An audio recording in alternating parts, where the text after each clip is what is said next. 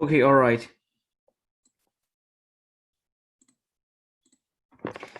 All right. Today we start a new section, inverse matrices.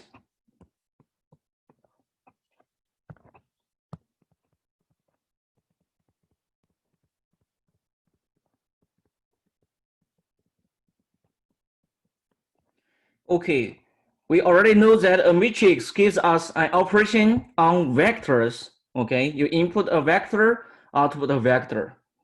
So it's a function. You input a vector, output a vector. Now we want to know in function theory. We want to know when the function is, invertible, i.e., we have inverse function. Similarly, we want to find matrices that are invertible. So definition: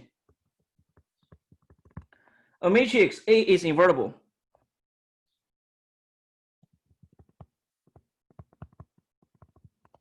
A matrix A is invertible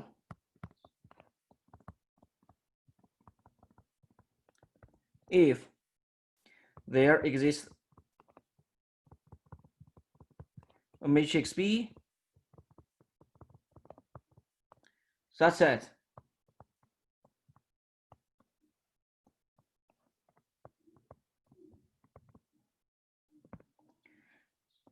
AB, the product AB is I, identity matrix, and BA is also identity matrix. Okay, so in this case, B is a left inverse of A, and B is a right inverse of A. Okay, B is left inverse of A, B is a right inverse of A. Okay, so here, first of all, in the definition, AB and BA, they are well defined, so that we see actually AB should be square matrix. Okay, n by n matrix, square matrix. Okay. In this case, B is called A inverse. Then we write, if A is inverse, then we write B is A inverse. A inverse. In earlier sections, we already defined an inverse matrix, i.e., when n by n matrix, if the column vectors are linearly independent, then it's invertible. Now we will see actually these two definitions should be equivalent. Now let's see if we have a matrix that it has linearly independent column vectors, n by n. Let's suppose do some easy example like C 3 by 3. Okay, example. Now suppose, let's see, we take n to be 3. Column vector C1, C2, C3. Okay, column vectors. Suppose A equal to that thing. This column vector is a 3 by 3 matrix. Okay, with column vectors, where the column vectors C1, C2, C3 are linearly independent.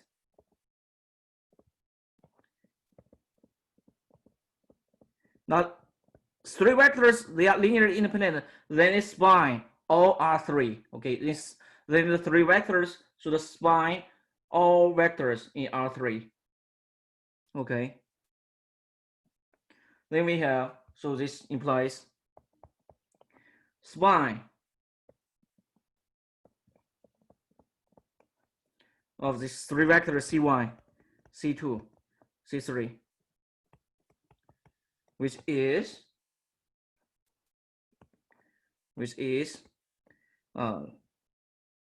let's see, lambda 1 C1 plus lambda 2 C2.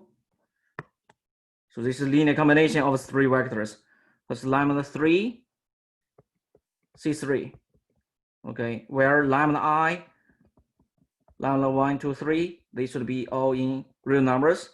This should be the same thing as, so this is the same thing as R3, okay, R3. Now R3 we can write as xi plus yj plus zk,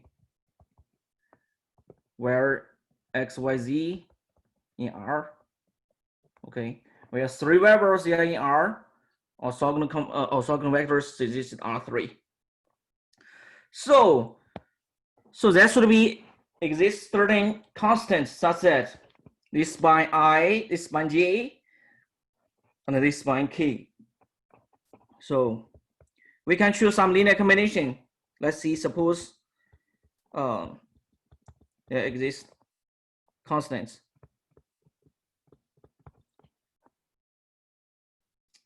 Okay, alpha r, alpha I, beta I, let's see, gamma I from 1 to 3, such that this spine ijk.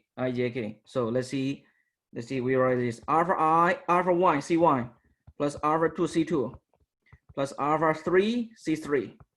This is spine I, the vector I, which is 1 0 1. Now beta 1 C1 plus beta 2 C2 plus beta 3 C3. This spine G, which is 0 1 0. Okay, and we have gamma 1 C1 plus gamma 2 C2 plus gamma 3 C3. So the spine K, because this spine everything, so in particular there are constant spine ijk correspondingly. So it's 0 0 1. Okay, now if you write as matrix multiplication, now we take B to be alpha 1, alpha 2, alpha 3, beta 1, beta 2, beta 3, gamma 1, gamma 2, gamma 3. Then you check, then we check A, then we check A dot A multiply the matrix B should be identity matrix 3 by 3. Now this works for 3 by 3 matrix and also works for all, n by n matrix. Okay, let's see A, A multiply B is, okay.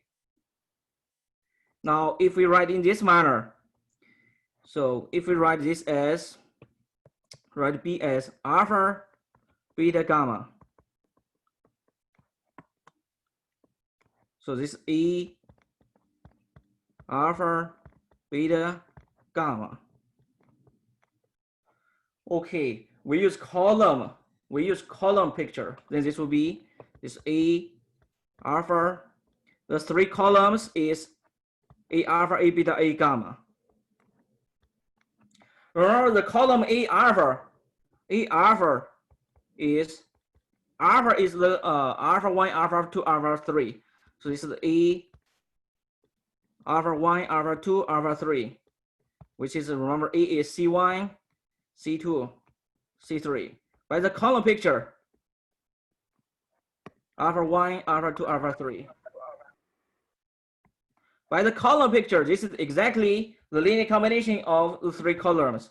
So it's alpha 1 C1 plus alpha 2 C2 plus alpha 3 C3, which is exactly I, okay, which is exactly 1 0 0 1 0 0. Okay, so similarly A beta is exactly, now if you work out this A beta, if you work out A beta, then you will see this is exactly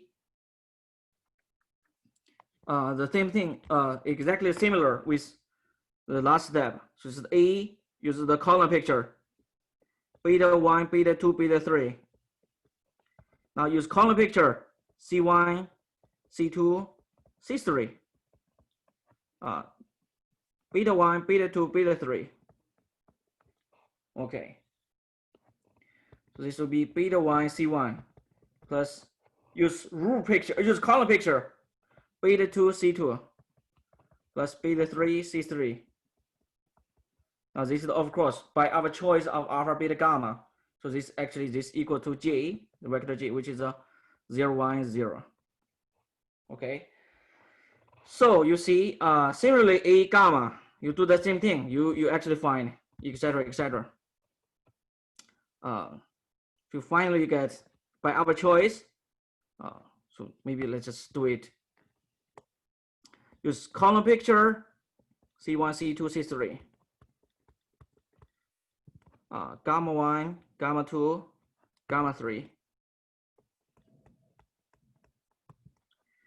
This equals, use column picture, gamma 1, C1, plus gamma 2, C2, plus gamma 3, C3. Now, by our choice of gamma 1, gamma 2, gamma 3, this is exactly K. The linear combination of the three vectors C1, C2, C3 with coefficients gamma 1, gamma 2, gamma 3 is K, which is 0, 0, 1. So exactly you see, by our choice of B, we see exactly AB is I. AB is Y. I. Now, to see, it's a little tedious to check BA is actually I. Okay. Now we will not check it. We will show it in a moment that BA should also be I. So B is also, so here B is right inverse of A. B is right inverse of A.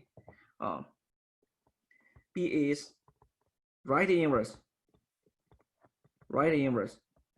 of A. Now it is, we also need B is left inverse by our definition. Okay. We also need to show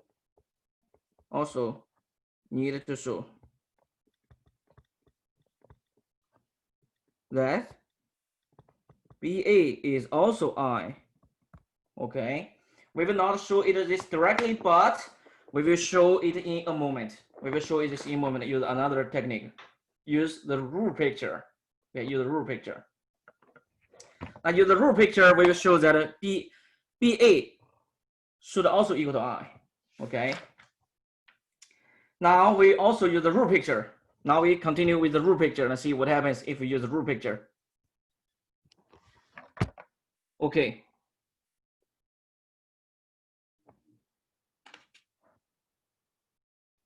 Okay, example. The rule picture. Okay, rule picture. Okay, suppose we have matrix A dot product multiply a vector X is a vector B, where A is invertible.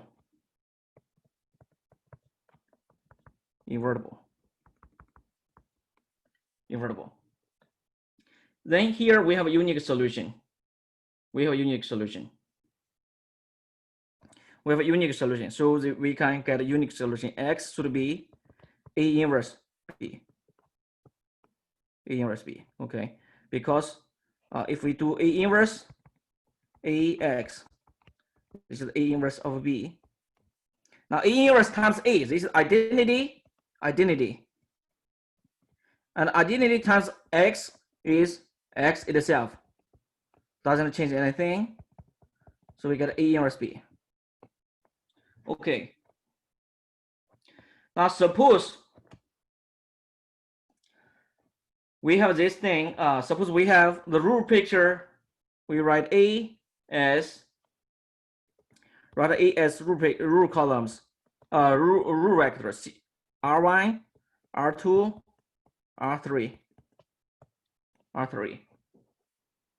Now, first of all, rule vectors should be linearly independent.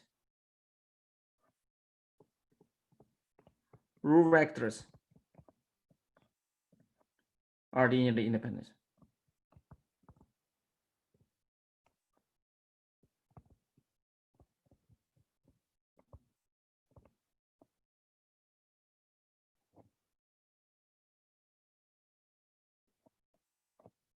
Okay, this is because if the rule picture, the rules are not linearly independent, then we have parallel planes. Okay, we have parallel planes, then we have trouble.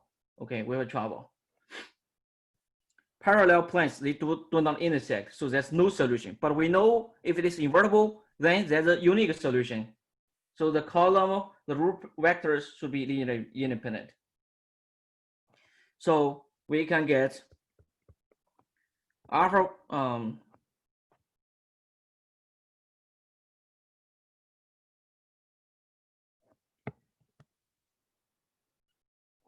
okay, what we want to do is, if we write the three vectors are linearly independent, then we can do the rule operations. Okay, we can use elimination. We can use elimination to solve this thing. So we can solve A inverse by elimination. Okay, so we do rule operations. So we may use the three rule operations. Remember, swap two rules, subtract a rule of a multiple of another rule, and then we may multiply a rule by a non-zero scalar. There's three rule operations. We can use elementary matrices, okay, to achieve this goal. We may use elementary. Remember, elementary matrix, they are invertible.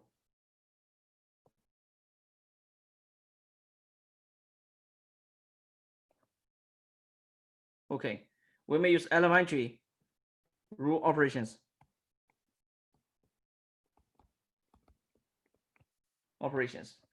E1 en, and maybe we use a lot of steps to transform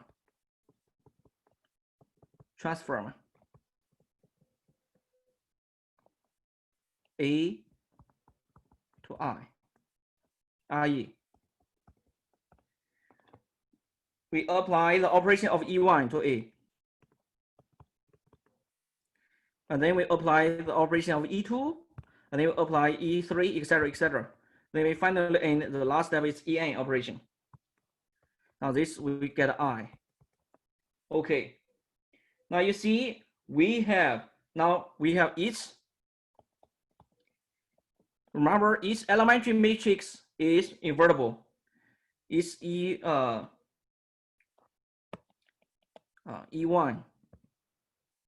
En. Let's see E1, E2, En. They are all invertible. Now the rule operations, we do not lose the information, we do not increase the information. So it's equivalent transform. So we can go back and forth. So it's invertible. So here A, you see we do the inverse, do cancellation. So A you finally get, so if you do this step, so you see have En minus 1, En minus 2,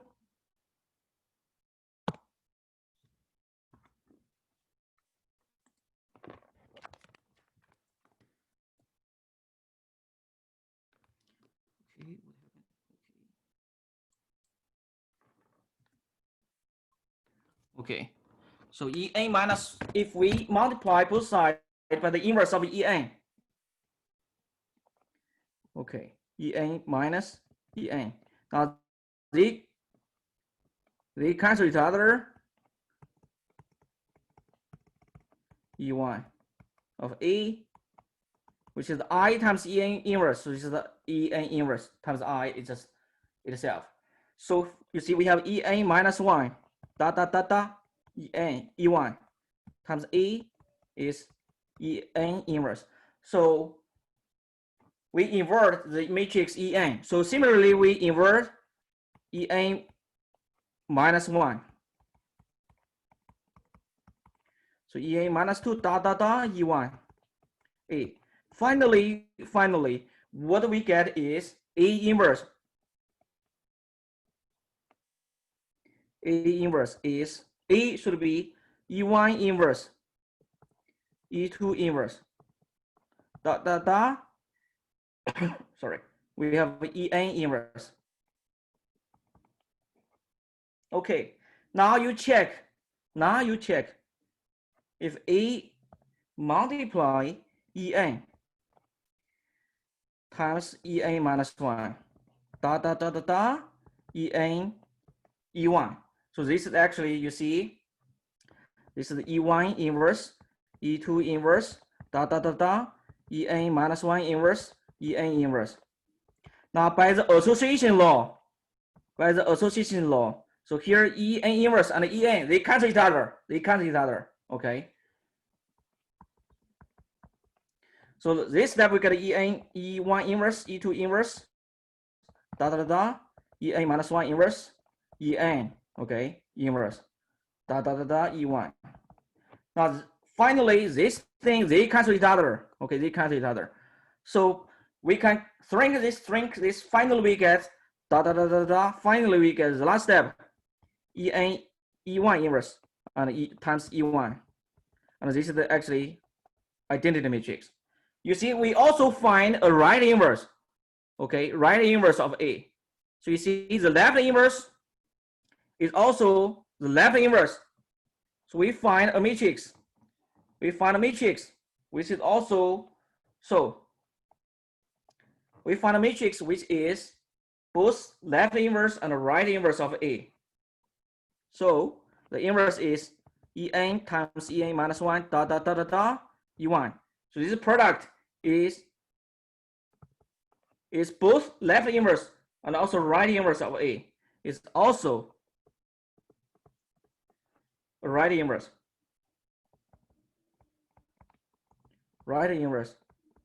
of A. So we already know this is left inverse, and also we know this is left inverse. So this is left inverse and right inverse of A. Okay. Now you see, we see, now we already know that if A is invertible,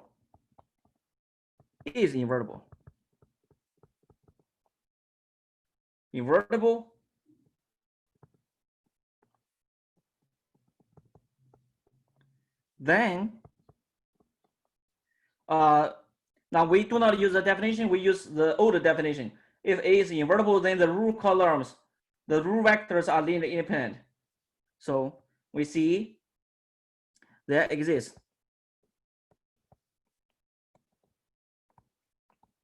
a matrix B such that AB equal to I and BA equal to I. You see, we do not use this by definition. We do not get this by definition. We derived this from elementary rule operations, i.e. elimination. Okay, we derived this by elimination. Okay, i.e. we can choose B, which is left inverse and right inverse, i.e. we have a matrix B. We can choose B,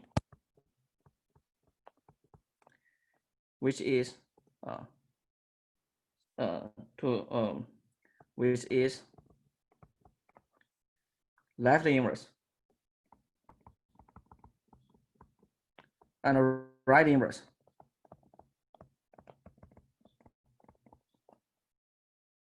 of A. Now you see, we now prove the uniqueness. The last step, we prove that if the column vectors are linearly independent, we have, in this case, we showed that there exists right inverse. Okay, now we show that the right inverse here is actually left inverse. So we do not show it directly, but we show it using rule operations here. Okay. Now, suppose that now we show the uniqueness of inverse. Left inverse should necessarily equal to right inverse. Okay, we don't use left inverse. You seldom see left inverse, right inverse, but now this is because they coincide. Okay, in general, in an algebra system, it's possible left inverse is different from right inverse. Okay, but here for matrix, we see the left inverse is also the right inverse. Now suppose that AC equal to I, also equal to I. For some matrix I, we already know AB equal to I. For some matrix C, then we want to show, then we need to show, or we want to show that B equal to C, i.e. the inverse should be the unique. Okay, inverse should be unique. Okay, while we do the trick, BAC. Now we see AC use association law. So AC is I, so it's B times I, which is B. Identity matrix does not change anything. And we use association law. So this is BA times C. Now BA is I times C, which is C. So on the other hand, we get a C. On one side, we get a C. On another side, we get a B. So this actually shows these two matrices should be equal. Okay. Okay. Now, if we have left inverse CA equal to I, we already know that A, if it is invertible, then it has left inverse and it has right inverse.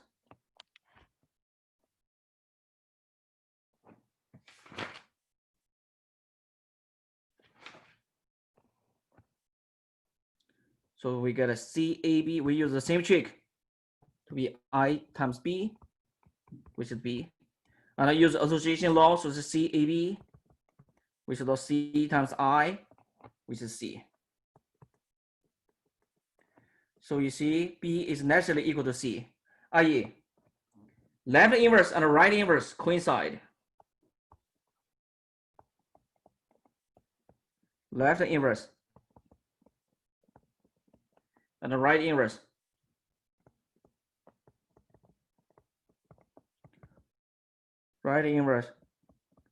of a matrix coincide.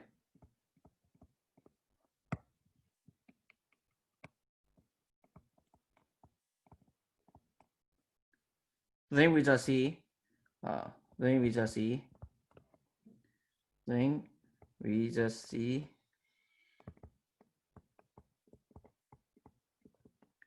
inverse of A, inverse of a matrix A. Okay. Now we already have an algorithm, Gauss-Jordan elimination, to find the inverse of a matrix. Some examples of invertible matrix and their inverse. So suppose A is 2 by 2 matrix A, B, C, D. Okay, here AD, suppose AB minus DC is non-zero. So the inverse, A inverse, is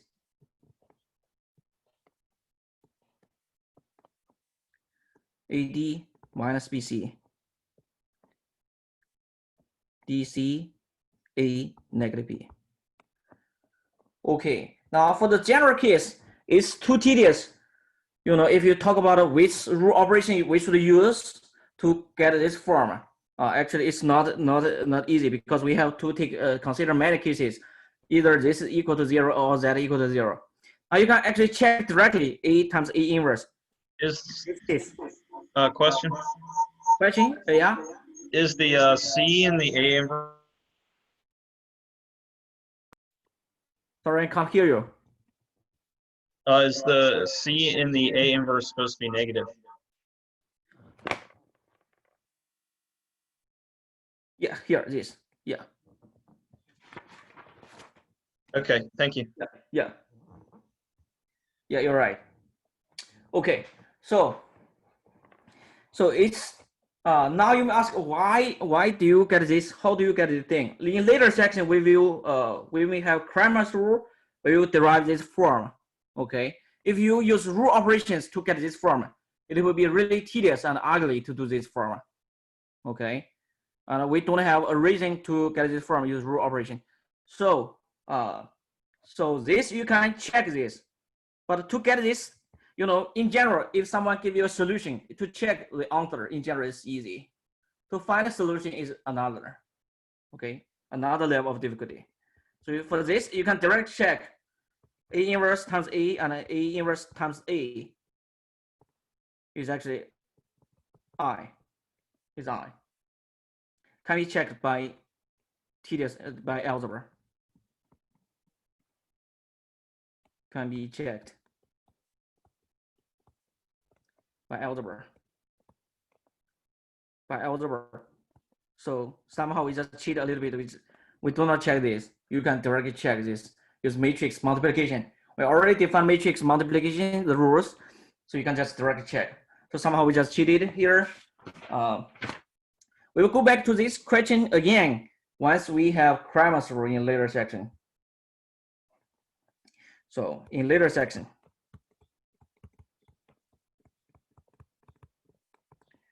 we will give an algorithm.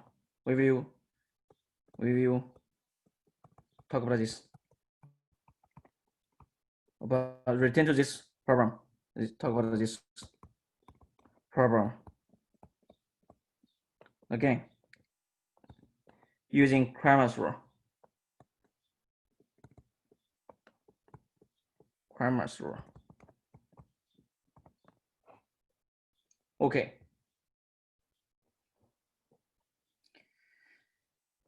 Right now we have an algorithm, i.e., using Gauss-Jordan elimination. Okay, inverse. Example.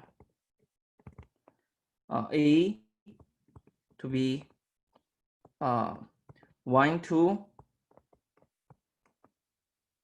3, 7. Now we have two way. We already given this formula 2 by 2 matrix how to find its inverse. So if we use what we get here, A inverse, use what just we get. So you see AD minus BC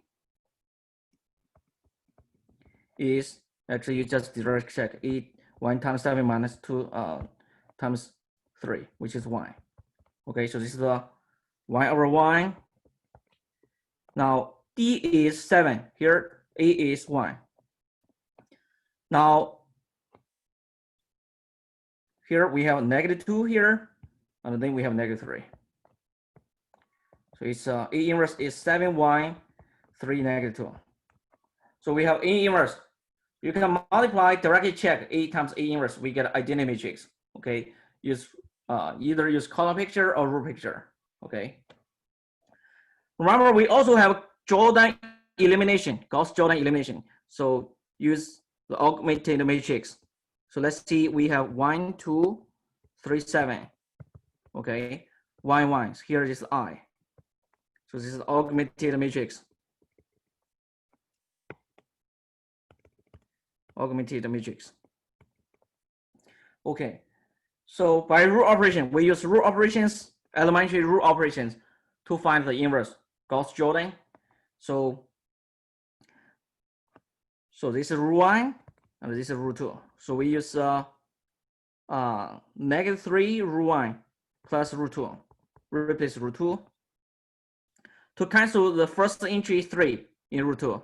Okay, so add -3 multiple of rule 1. So this is 1, 0, and then 2 keep it fixed.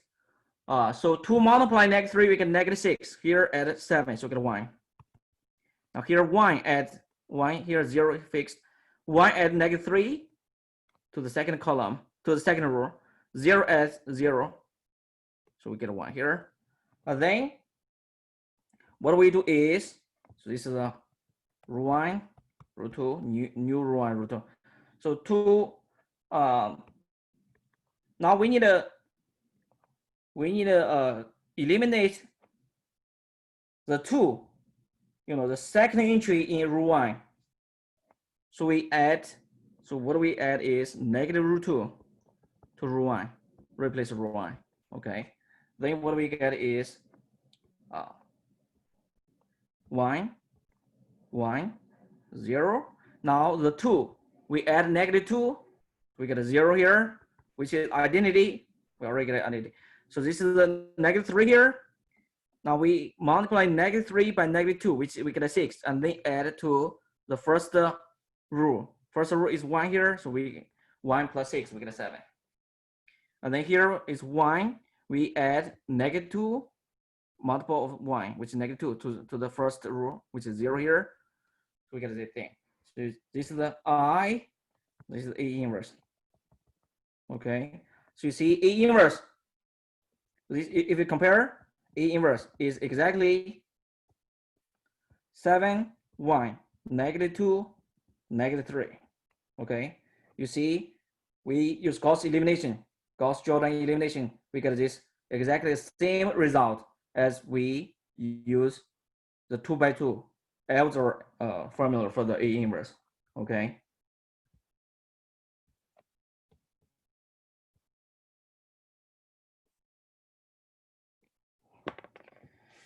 Okay. Now for specific matrix, we can easily find its inverse. We can find its inverse. Let's see this matrix A, the diagonal matrix.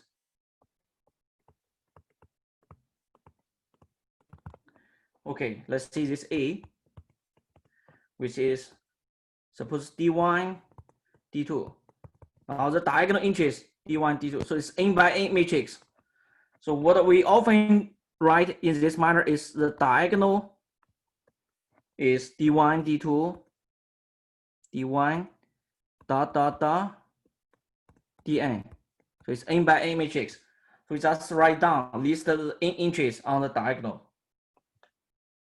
Here Di is non-zero. Okay, what this matrix A does? What this matrix A does is, if you A multiply this, x1, xn, we just rescale is, so we get D1 multiply x1, D2 multiply x2, dot, dot, dot, Dn multiply xn. Okay. Now, what the matrix does to each component is we multiply xi by di. Okay. Then to recover xi, we should, the inverse of multiplication is division. So we get the inverse operation.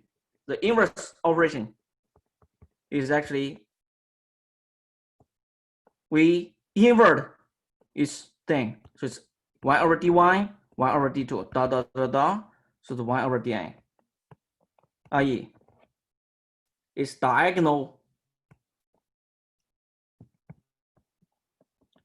y over dy, y over dn.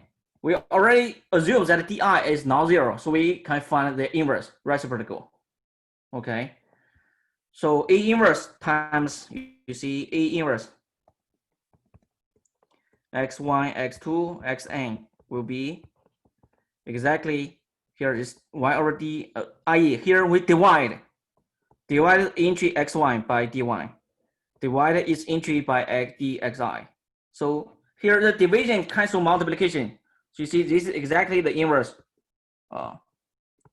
of A. That's the inverse operation for the matrix A. Okay. So you can check A inverse times A is identity matrix. Here is n by n matrix. Okay, n by n. Okay.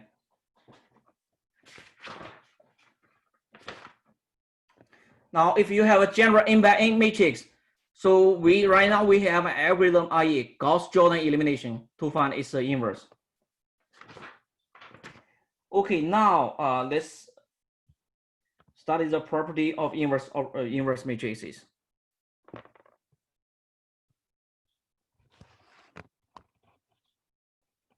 Theorem.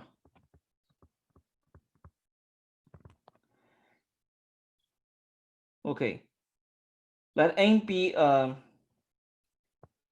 suppose A is matrix. Okay, the following are equivalent. The linear system. So the following are equivalent. The linear system A, the linear system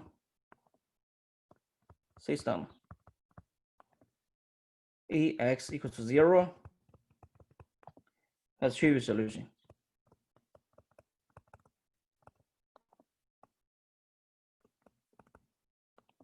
Is equivalent to A is invertible.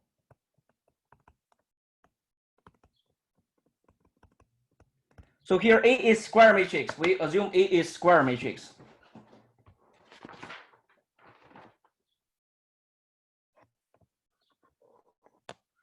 Okay, we assume A is n by n matrix. Otherwise, it doesn't make sense to talk about a invertible matrix. Okay, we prove this direction. Okay, now let's see this direction. Suppose A is invertible, so this direction. this direction. Suppose A is invertible. If A is invertible, so we can find, so that is A inverse. Then we have A inverse. Then multiply. Then we have A inverse. Then we have then we multiply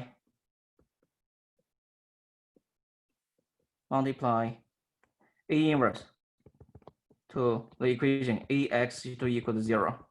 Then we get A inverse AX, which is A inverse 0 vector here, 0 vector A any matrix, multiply 0 vector is again 0 vector. So A inverse, so use association law. This is identity matrix. This we get a 0. So this we get X, the vector X is 0 vector. Okay. To get. Okay, so this means there's only trivial solution. Okay. There's only trivial solution. X is necessarily 0 vector, i.e. trivial solution. There's only trivial solution. Trivial solution. Okay, now suppose A is not invertible. Now conversely, now suppose A is not invertible, then we need to show that the column vector, there exists non-trivial solution. Conversely, if A is not invertible, it's not invertible, i.e. the column, then the column vectors, we define, invertible matrix if the column vectors should be linearly independent. Now, A is not invertible, which means the column vectors should be not linearly independent, i.e. they are linearly dependent. Then the column vectors are linearly dependent.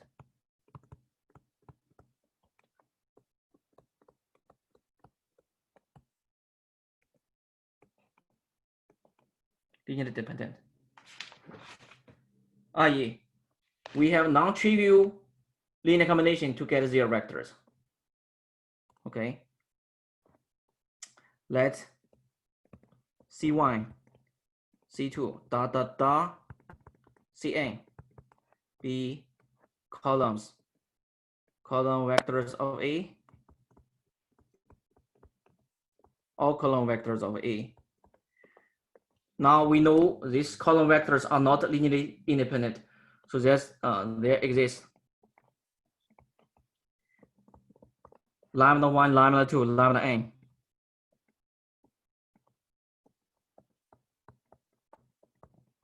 Lambda n. Not all zeros, okay? Real numbers. Not all zeros.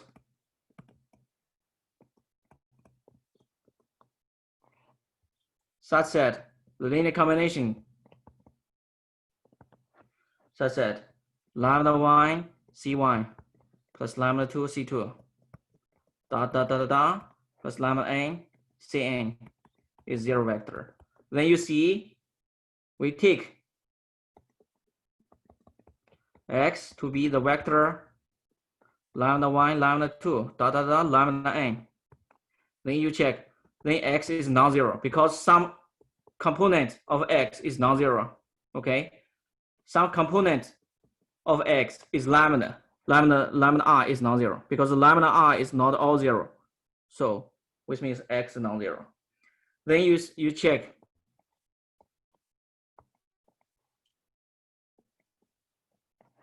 A times X should be exactly, use the column picture, lambda 1 C1 plus lambda 2 C2 plus plus lambda n Cn is exactly 0 vector.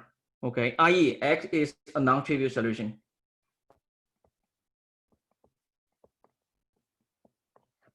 X is a non-zero solution to the given linear system.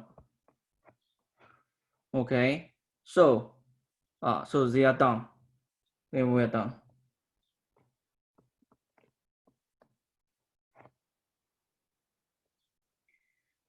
Okay, so if we know the system has only trivial solution, then A is necessarily invertible. Okay, then A is necessarily invertible by the contrapositive. Okay.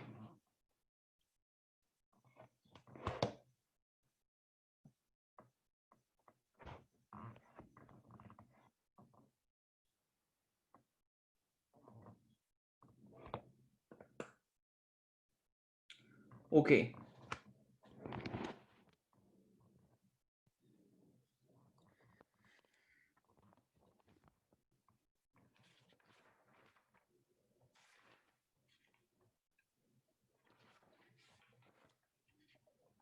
All right.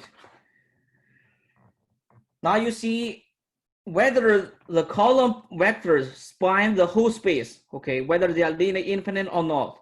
This determines whether the matrix A is invertible or not. So we need to study the vector space spanned by the column vectors and their its dimension of the column vectors.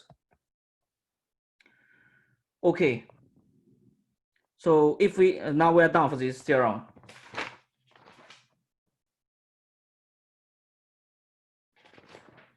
Okay, maybe we do a corollary of this to this theorem. Another theorem.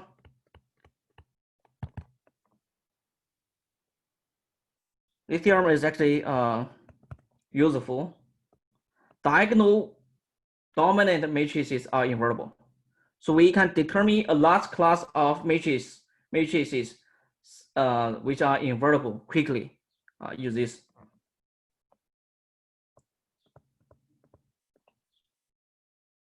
Theorem, diagonal dominant.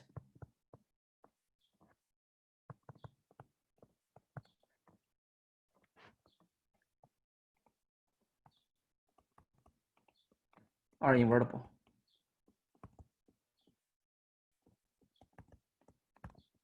Okay, so suppose we have a matrix A. Okay, let A be this thing. Be Aij with IGS in G. I is from 1 to n. G is from 1 to n. So it's n by n matrix. Okay. Suppose A be the thing is a matrix. Matrix is a diagonally dominant matrix.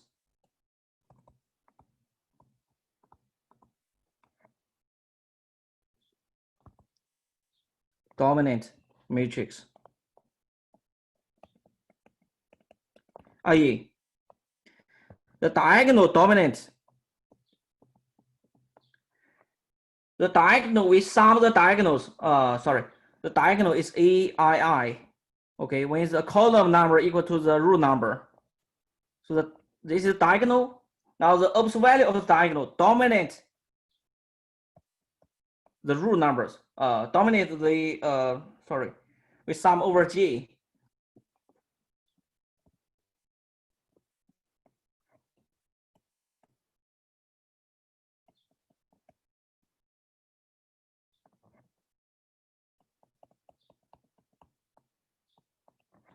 Okay. So we sum over J, okay, which gives us the rule, okay. So if we have a matrix, so this is ith rule. So we have AII here. So AII is on the diagonal, So AII has absolute value greater than the other entries, the sum of the other entries in this column. Okay, then we want to show that, so this is A is diagonal dominant matrix. Then we want to show that A is invertible. So we need to show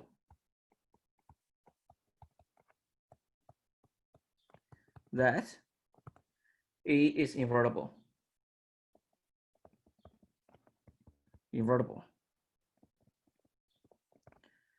Okay, now we actually, what we show is, we show that according to this theorem, a linear system, if A is invertible, then the linear system AX equal to 0 has only trivial solution. So this is equivalent to A being invertible. We will show this, that this matrix, this linear system AX equal to 0 has only trivial solution. Okay, we will show that by this theorem we just proved the linear system has trivial solution equivalent to the A is invertible, the matrix A is invertible. So we will show that, which is the equivalent to this, equivalent to AX equal to 0 has trivial solution. Trivial here, I mean 0 solution, trivial solution.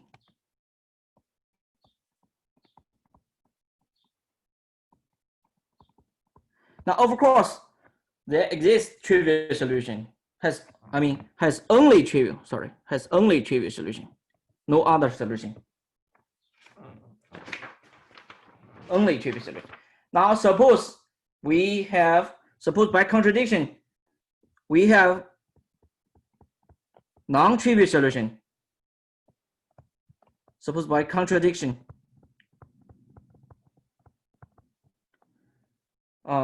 X equal X1 Xn, but we need to make it transpose it to get a column vector, is a non-zero solution to the linear system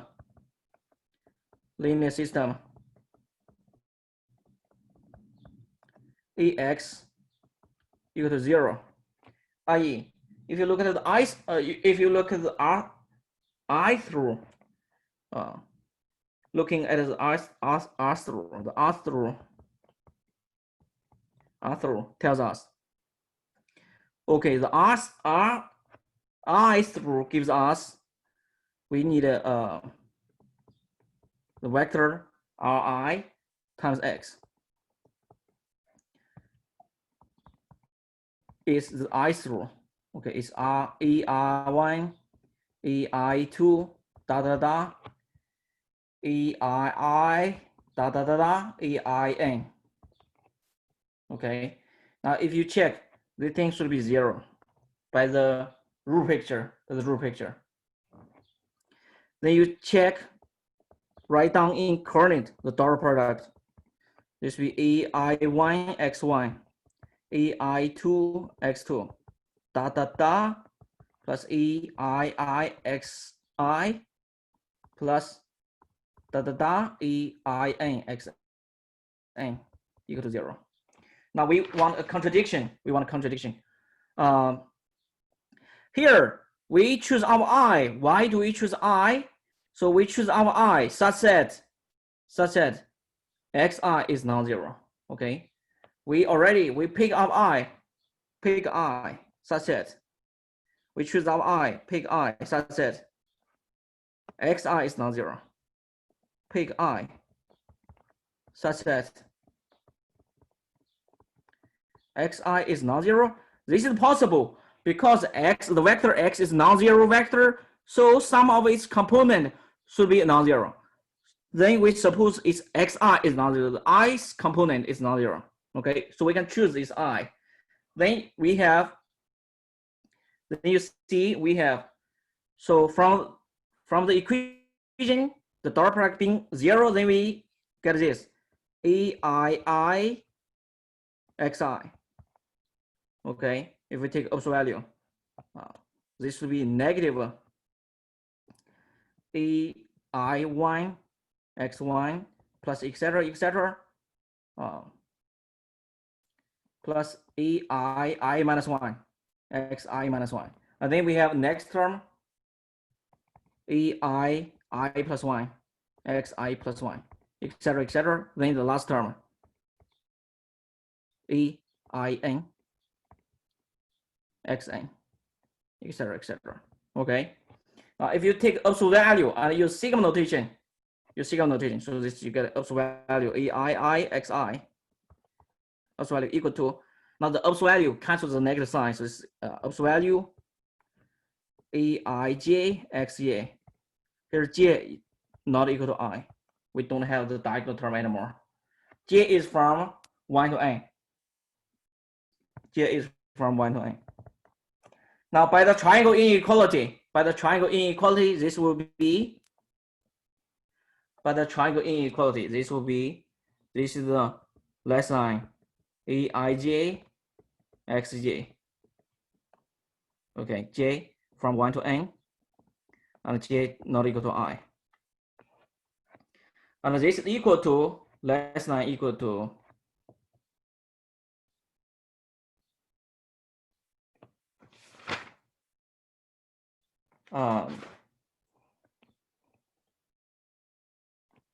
sorry, I'm confused. We choose the xi is choose such that xi is the largest, has the largest norm. Okay, such that xi is greater than xj, greater equal than xj, the largest absolute value for j not equal to I. The largest. So this will be less than equal to, okay, Aij Xi, j from 1 to n. Okay, now then we get a contradiction. So xi absolute value is non-zero, so we divide. So this implies if we divide a non-zero number, actually a positive number, xi absolute value. So this we get Aii absolute value is computed from above by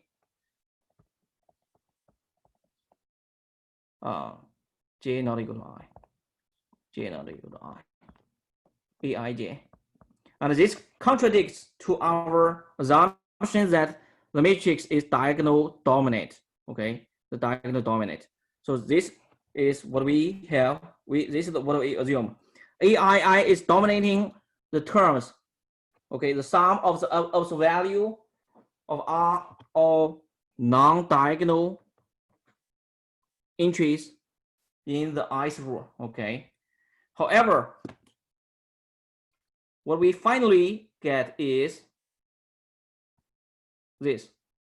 Okay, Aii is controlled from above by the thing. So this is a contradiction. Okay, this is contradiction. Then this shows that our assumption now is not true. It's not correct. Okay, so this means there cannot be non-zero solution, i.e., there can only be trivial solution. Okay, this is a contradiction. This is the contradiction, which is contradiction with the diagonal dominance property. Is a contradiction.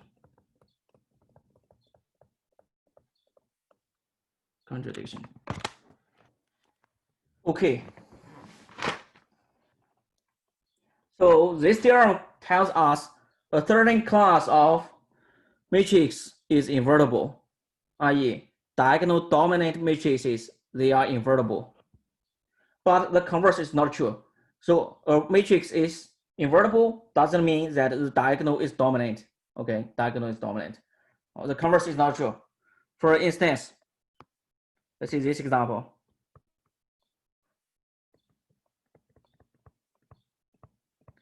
Let's see this matrix A is this 1, 1, 0. Let's say it's huge number 2020. Now here A is not diagonal dominant. The diagonal, is 1, 1. That's not dominant of diagonal terms 2020. So A is not diagonal dominant. But here A is elementary matrix. Okay, this is the elementary rule operation. Remember, this A, add a multiple of rule 1 to rule 2.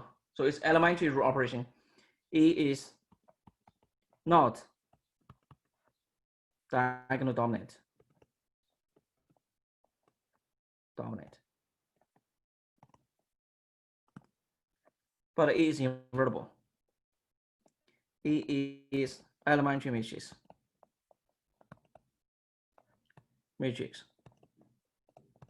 Which implies it's invertible. Okay. So we have invertible matrix, which is of course, which may not be diagonal dominant. Okay. So the diagonal dominant property, the diagonal dominant is only a sufficient condition, but not necessary for matrix to be invertible. Okay. So it's sufficient, but not necessary. Okay. Another thing is the column space. Now we already know that a matrix A is invertible, then necessarily the column vectors should be linearly independent. So let V be, okay, this is done. Let V be, so suppose we are giving, let A be a matrix,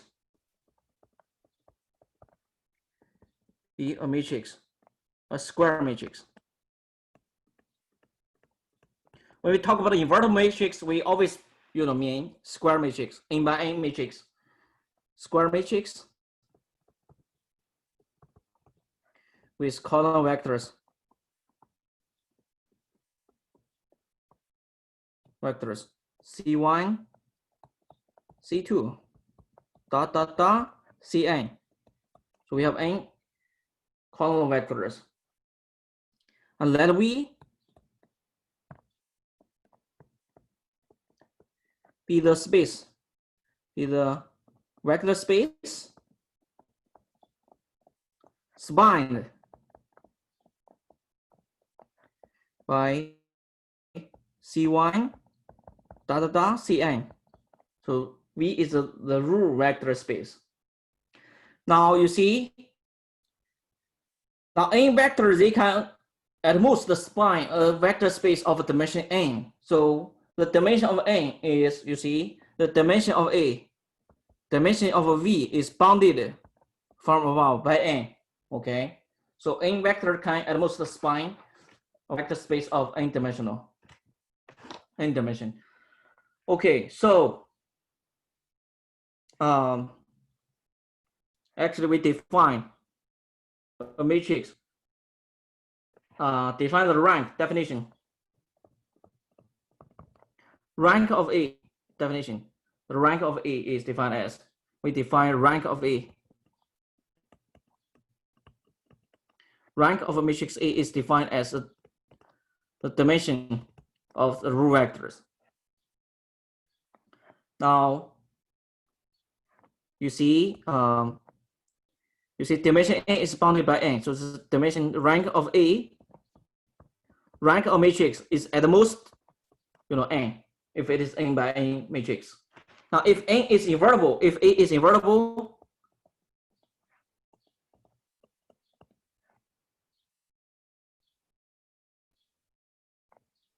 A is invertible. Then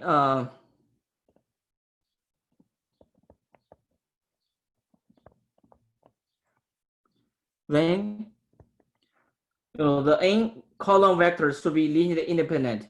Then C1 dot dot dot Cn is linearly independent. They span n-dimensional vector space. Then we have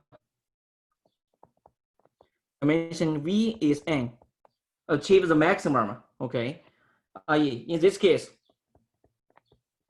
rank A is exactly n, i.e.,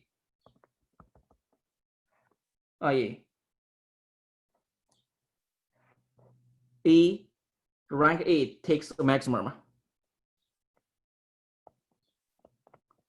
Rank of a matrix takes the maximum, takes its maximum.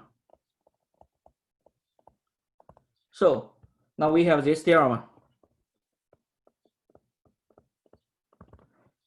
A matrix, a square matrix, let's see, n by n matrix, let's see a square matrix. Matrix A is invertible. We see the equivalent if only if, A has full rank. The rank takes the maximum. A has full rank.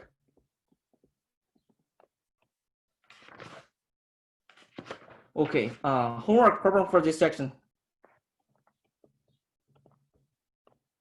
Homework problem. Number 1, number 2, number 3, number 4. Now this is section 2.5. Section 2.5 on the textbook. Number 6, number 7. Now you only need to do part A and part B for number 7. And then part A for number 8. And then number 10, number 15, number 22, number 27. Okay, now this is inverse matrix. Now let's go to the next section. Any questions so far?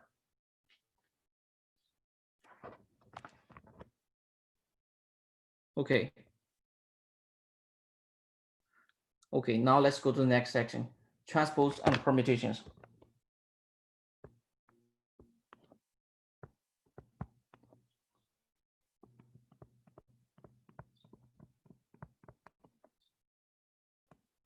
Aren't we going to do 2.6? 2.6? 2.6, we may, let's see. That's factorization with LU composition. No, I will skip that section. We will not cover that section. Yeah, we will skip it, 2.6. Transpose and permutations.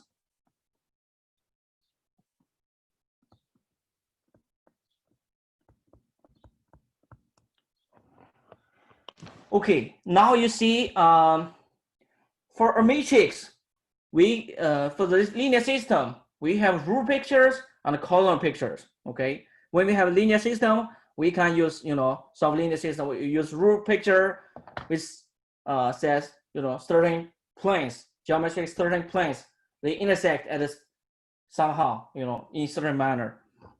And a row this is row picture, and the column pictures, we use linear combination of vectors to span the given vector, find certain linear combinations.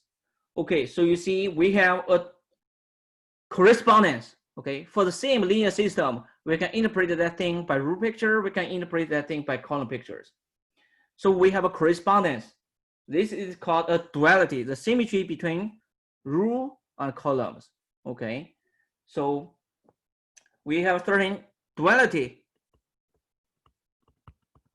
Now, if you have something for the row picture, then you can interpret that thing by column picture. So this kind of duality between row and columns. Between row pictures.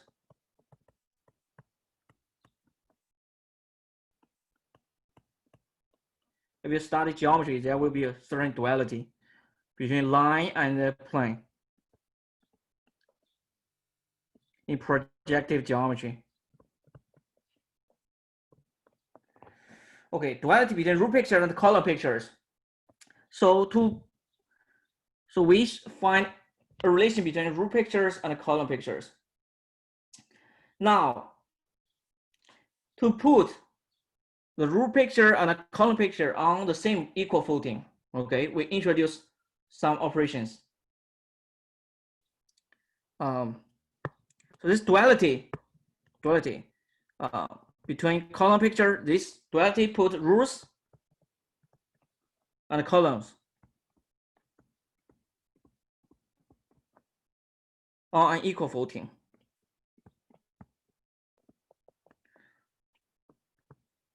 If you have a certain property for the row picture, then we want to expect certain property for the column picture for some linear system. You already seen several examples linear systems AX to B equal to B. Okay. This duality actually introduces some necessity to define operations that switch rules with columns. Okay. Now, this duality gives a necessity. So now we define an operation that switch rules with columns. We define an operation that switch columns with rows.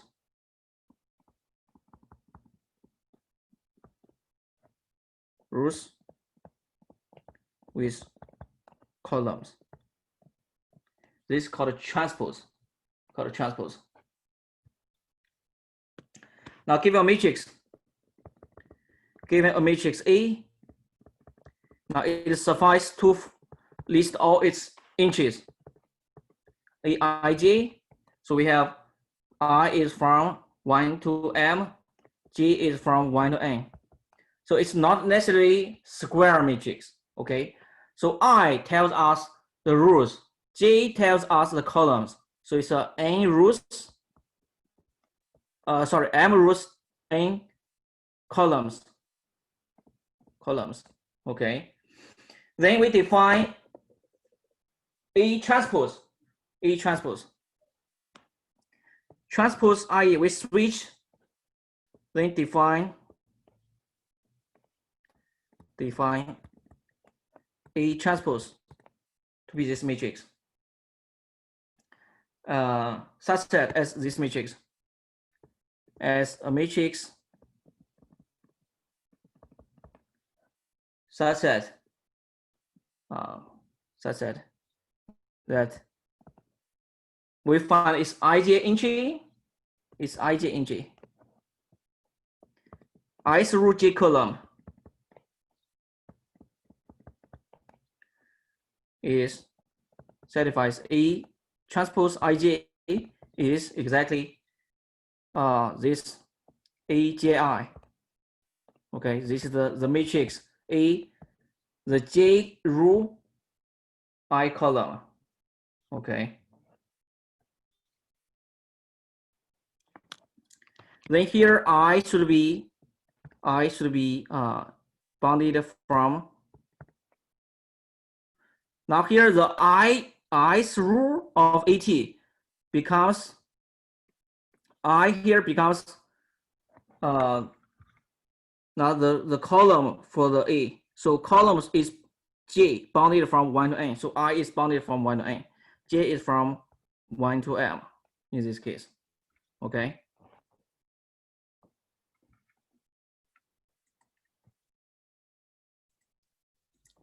Okay, let's see example.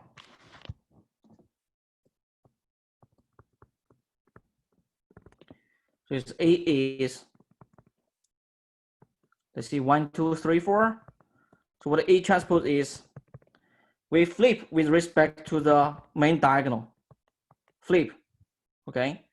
So you see we got it, 1 is just 1. The diagonal is fixed under this operation. Okay, the diagonal is fixed.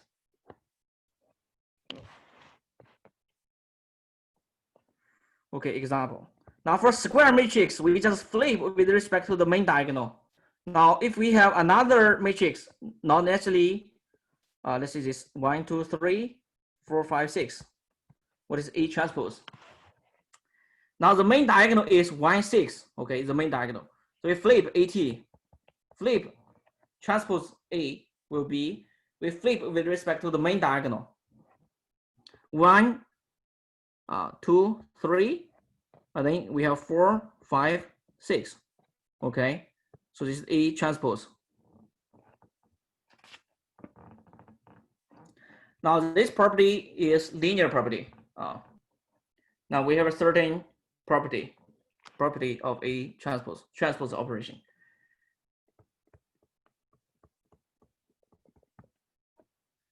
Of transpose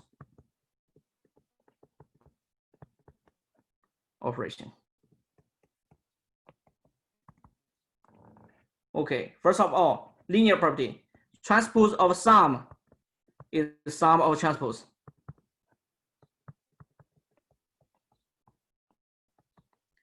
Okay, now the second property is important. The second property is important.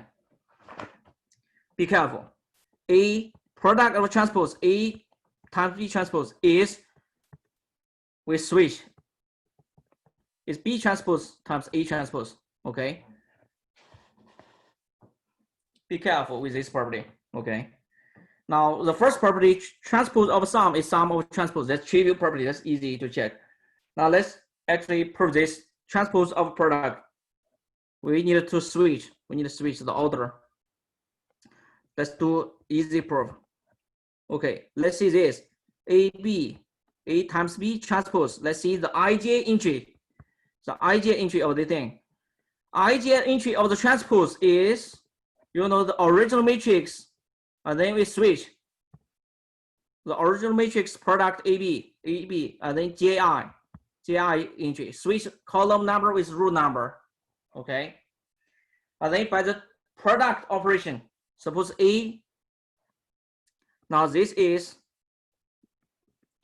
the product. The ij entry of the product is the the gi entry of the product is the jth row of A times ith column of B. Okay, so so this will be AJ dot product with BI.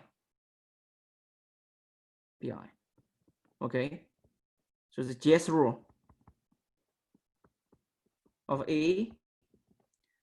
So this is ith column of B. Okay, so this will be AJ. So you just write AJ. The AJ is vector AJ. AJ is row column row vector is AJ1, AJ2, AJ. The dimension we don't know. AJ whatever it is. Finite. And then BI is is ith column, B1I, B2I, whatever dimension it is. So it's sum. So this dot product will be, what we get is AJK times BKJ, BKI, K sum over string index K. Okay. If you write down the dot product. Okay. So this will be, if you do apply the transpose, so this will be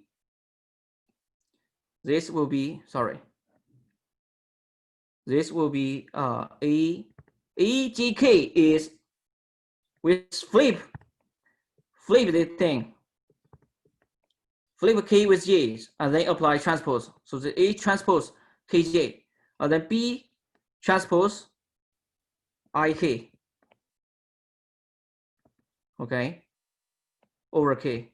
And this by definition is exactly the BT times AT IGS entry. So we already showed that the two matrices, the IJ entry coincide. So at the entry level, the two matrices are identical. Then the two matrices are identical.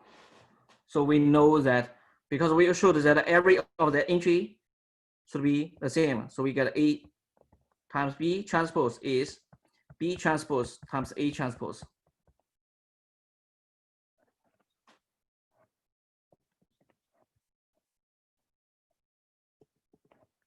Okay, be careful. We need to switch the order of product. Now, inverse of a transpose or transpose of inverse. Now, this transpose actually switch with inverse. Commute with inverse. Now, the reason is actually shows that for matrix, we have a symmetry between columns and rows. Okay. A transpose, A inverse transpose is A transpose inverse. Okay, now let's do some proof of this property. Let's do this. AT times A transpose T, A inverse transpose. Now, according to the property of transpose,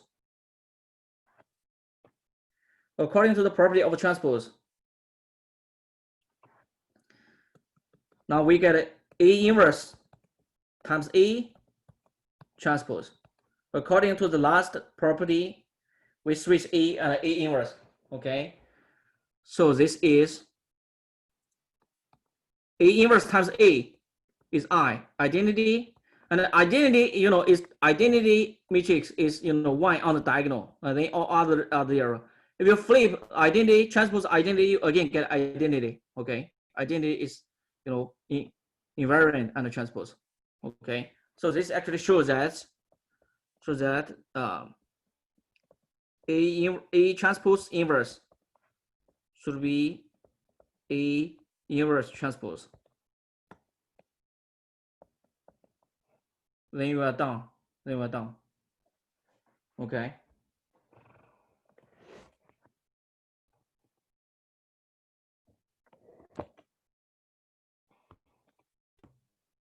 Okay, let's see some example.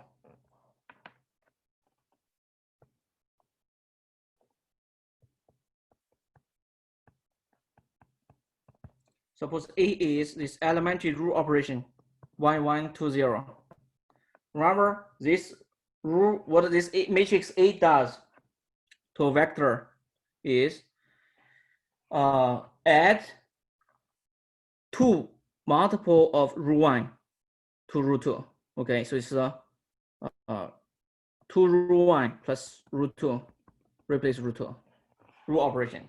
Okay, now A inverse, now A transpose will be, we flip with respect to the diagonal. So it's 2 and 0 switch with each other. 1 and 1 is on the main diagonal is invariant. Now A inverse,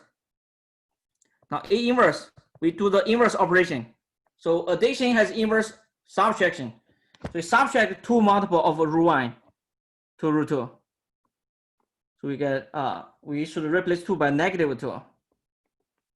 Okay. Now what AT does is 2 root 2 plus root 1, replace 2 root 2, root 1, sorry.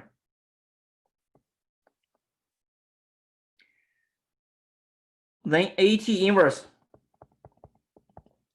So we should replace 2 by negative 2, okay?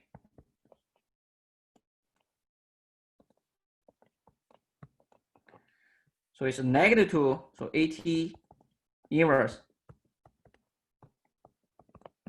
is negative 2 root 2 plus root 1, replace root 1. Now A inverse transpose, we flip A inverse with respect to the main diagonal. We flip, you see, flip the thing with respect to the main diagonal. Then you get a 0 and a negative 2 switch with each other. So you get negative 2, 0, 1, 1. Okay, you see this is exactly identical. A transpose inverse and A inverse transpose. They are identical. Okay.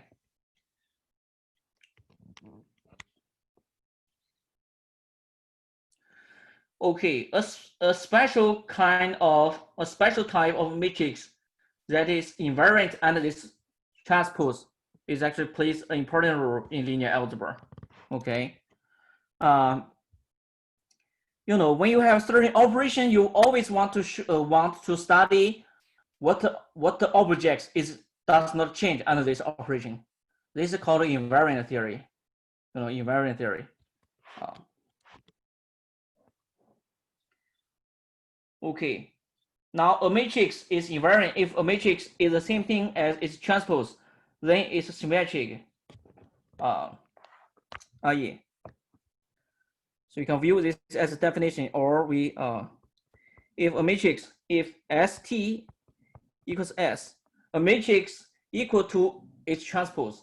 Now, naturally, this is a square matrix. Then S is a symmetric matrix. Is a symmetric matrix. SID, CI. If we flip rule is column, flip rule to get a column, does not change. Okay, let's see a special kind of example.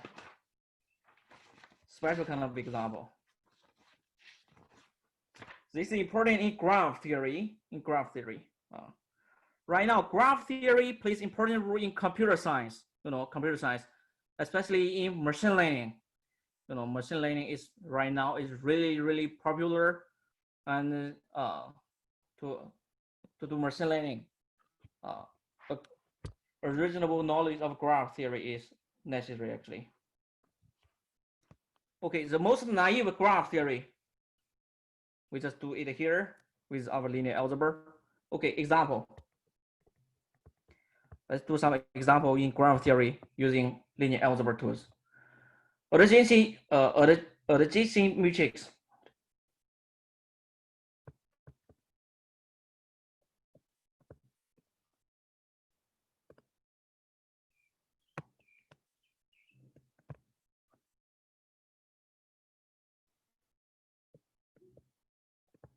Adjacency matrix of an undirected means the connection between two objects has no direction.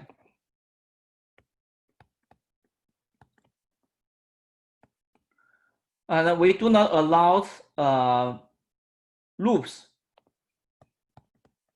within one object. Okay, so the connection of one object has nothing connection with itself for any object. Any objects. Now the n objects, maybe we just write as object 1, object 2, and object n. Okay. Now we define Aij equal to Aj. Tells us the connection between the objects I and object j. So if two objects I and j are connected, if I and j are connected by an edge, and 0 otherwise, not connected. Connected directly by an edge, mean connected by an edge.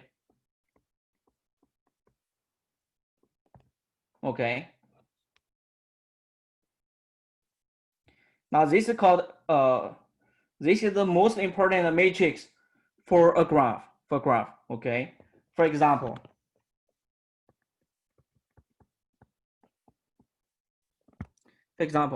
we have this graph 1, 2, 3. 1, 2, 3, 4. We have 4 objects, and the graph looks like this. Okay, look at this. Then what we find the adjacent matrix. A, 1 is connected with 2. Okay, so it's a 4 by 4 matrix. Now 1 has nothing connected with itself. With 1 is 0. So it's 1, 2. Let's see, 3, 4. 1, 2, 3, 4. Okay, 1 is connected with 2. So 1, 2 is 0 or is 1. 2, 1 is also 1. Okay, 1 and 3 is not directly connected, 0. 1 and 4 is connected. Okay, so it's symmetric. So the diagonal 2, 2, 3, 3, 4, 4 is not connected. So 2, 1 is already, 2, 3 is connected, 2, 3, 2, 3. 2, 4 not connected, 0, 0. Okay, so 0 here. And we have 3, 4 is connected. Oh, sorry, this should be here. And 4-3 is connected. 4-1 is connected. 4-2 is not. So you see, we get a symmetric matrix. Okay, A is symmetric. A is symmetric. This is because I is connected with J, then J is also connected with I. That's trivial. Okay, that's trivial. That's trivial. So A is connected. A is symmetric. AT equal to A. So A is symmetric. That's trivial property.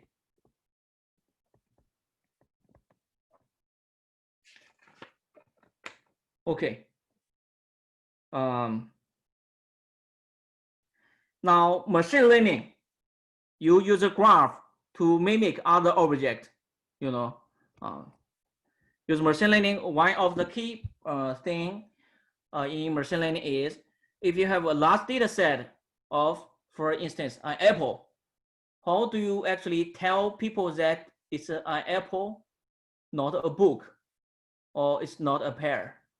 Okay, how do you tell that different objects apart? Actually, we use graph theory. We use the matrix A, collect a large data set, use this matrix A. Okay. So the matrix A contains the most important information for this graph. And one often use linear algebra tools. To this matrix A to do machine learning, to tell the most important information for graph. Okay. So linear algebra is a necessary thing for machine learning. Okay. Now we have an easy example of symmetric matrix. This maybe let me mention a little more about this thing. Symmetric this adjacency matrix. Now, if you square it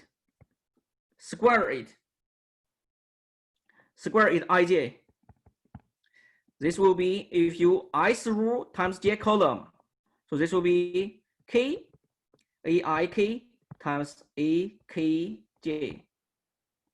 What does this mean? Now you see, if we have a contribution, if this thing, now either the entry is either 1 or 0, so their product can either be 1 or 0. So aik times akj is 1 when it is 1. If I and j, I and k is connected. So both numbers are 1. So if ik equal to 1 and kj equal to 1. What does this mean? This means the object I and k is connected, and k and j is connected. What does this mean? This means we have a path from I to k, from I to j, i.e. a path of length 2 between I and j. Okay, length 2. So maybe let me 2 steps. Maybe let me write this step and this step. So this means length 2 between. Okay. Now, if you find all possible k, what does this mean? Sum over all possible objects k. What does this mean? What does this count? Anyone tell me what does this sum count? Actually, we range all possible k. What does this count? The sum. What does this sum count?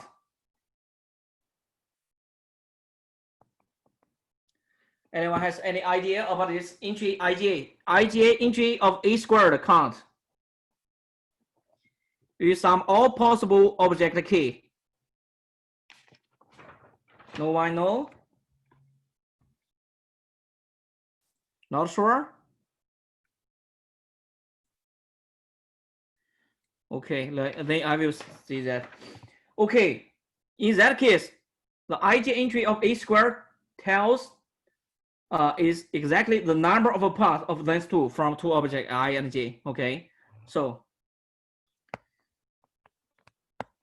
Okay, A square ij is number of paths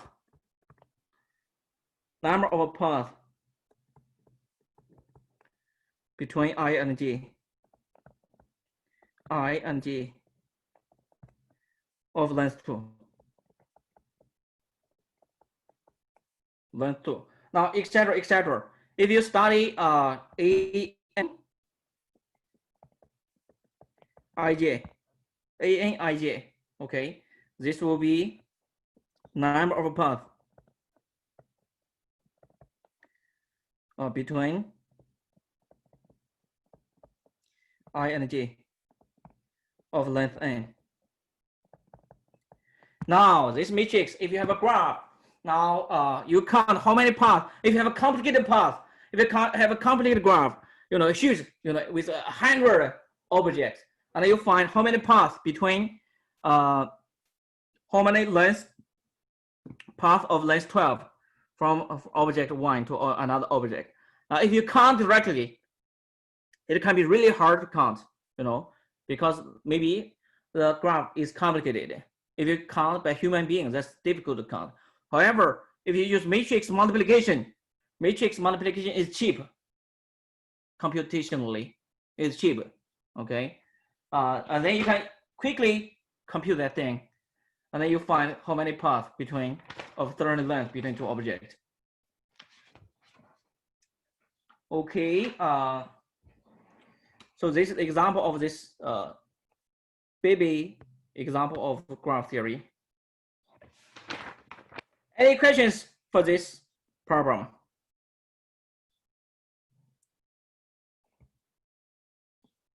Okay.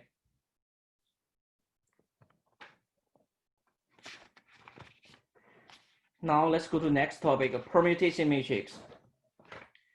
We already seen some permutation matrix already.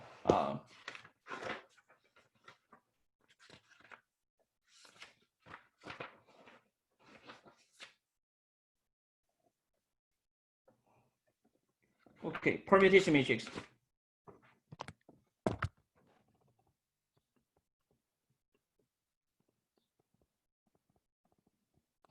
Permutation matrix.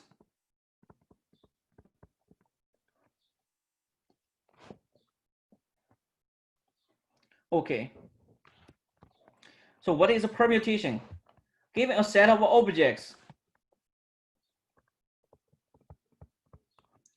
let's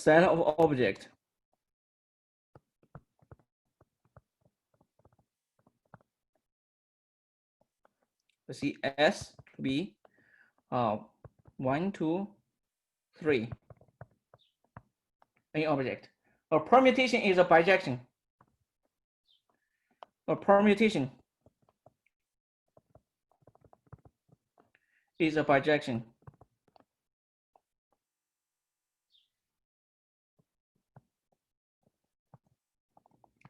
Bijections, let's see P for permutation from S to S. Okay, now 1 goes to some object in this S, okay, etc., etc. N goes, etc. 2 goes to P2, etc., etc. N goes to Pn.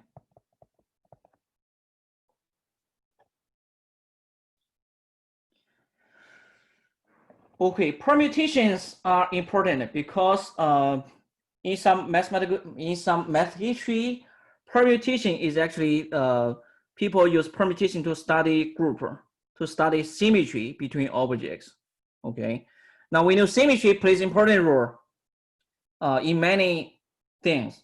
For instance, in chemistry, in physics, if you have a certain system with some symmetric, you should get some. You should consider the symmetry. For instance, if you have a certain atom system with maybe symmetric under a certain operation, then you should consider that thing. Okay, so a permutation we can write it in this manner: 1, 2, 3, and n, and then we find this 1. Where does this 1 go? The output of 1, the 2 output of 2, etc., etc. and then n output of n. Okay, example. Now this is not a matrix. This is not a matrix notation. Now here, this example, S is 3 letters, 1, 2, 3. Now P1, for instance, P1 is 1 goes to 2. P1 do the following. 2 goes to 3, and 3 goes to 1. And then we can write it as 1, 2, 3. 1 goes to 2, 2 goes to 3, 3 goes to 1. Okay. Now you can also write it in this form. So it's not, be careful, this is not a matrix. This is not a matrix. So this is permutation notation. This is permutation notation. So you can also write this as this notation, 1, 2, 3. This means 1 goes to 2, and then 2 goes to 3, and then 3 go back to 1. Okay, so it's permutation. So another notation, P2, for instance, let's P2 do the following. 1 goes to 2, 2 goes to 1, and 3 goes to 3. So you write it 1, 2, 3. Now 3 goes to 3, 2 goes to 1, 1 goes to 2. Now you write it in this notation will be 1, 1, 2. 3 does nothing. So 3 is invariant. Okay. Now definition.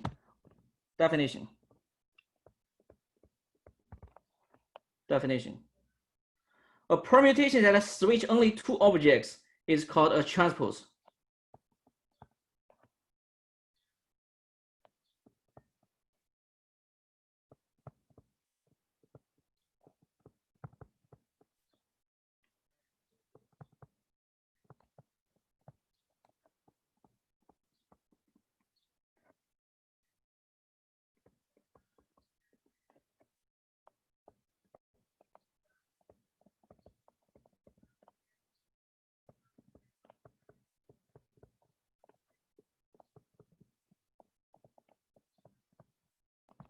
It's called a transpose. Okay, fact. Any permutation can be achieved by using transpose. Okay. Okay, if you arrange, n people, if you arrange n people in any order you want, you can always switch the position of 2 people at one time, and switch, and then finally you get the desired order. Okay, your desired order in whatever order you want. You can always switch 2 people, the position of 2 people. In this way, you can achieve any order you want. So fact. So just think about this. Any permutation.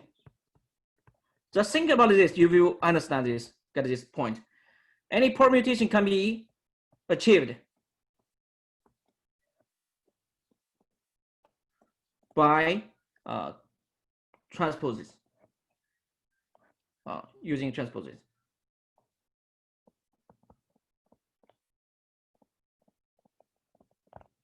Okay. Okay. Yeah, we next time we don't have enough time to continue this topic anymore. Next time we will continue talk about this permutation matrix. This permutation matrix turns out to play important role in group theory, a subject that studies symmetry between objects. And also, permutation matrix is also the first example that people study in details in group theory, especially if you know some history about Galois theory. Actually, an important subject in math discovered by the French mathematician Galois. Okay, next time we will continue with this permutation matrix. Today we will stop here. Let's see if anyone has any questions.